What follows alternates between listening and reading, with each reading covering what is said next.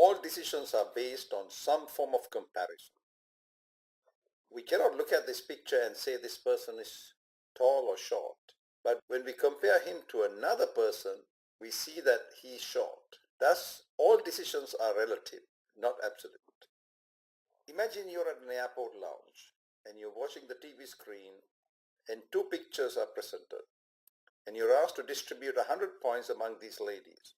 60-40, 30-70, whatever it is. Difficult? Probably not. Now you're shown 4 pictures and asked to distribute 100 points. Difficult? Probably a bit more. Now you're faced with 7 pictures. This time it requires much more time and you're probably ready to give up. Let's get back to the pair. Would you say that the pair was the easiest to handle?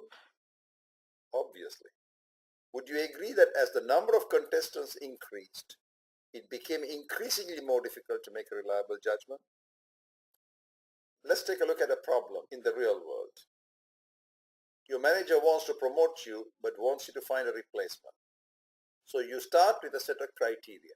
Here we have 37 criteria and you're asked to select those that are applicable to your particular job. You might select 10, 15, whatever the number is. Now imagine 7 candidates are presented as well. Now in the previous example where I presented pictures of ladies, I only showed you the face. I did not show the body, the walk, the talk, the swimsuits, nothing. And even when you dealt with one single criterion, that of beauty, you had difficulty deciding between the 7 candidates.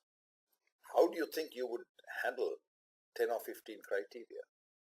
It's almost impossible. Additionally, there are multiple decision makers. How would you make a defensible decision? This is a 3D problem with multiple criteria, multiple candidates, and multiple decision makers. Most certainly beyond common sense decision making. Imagine you're selecting compressors and you're faced with 13 criteria and 7 candidates and 4 departments.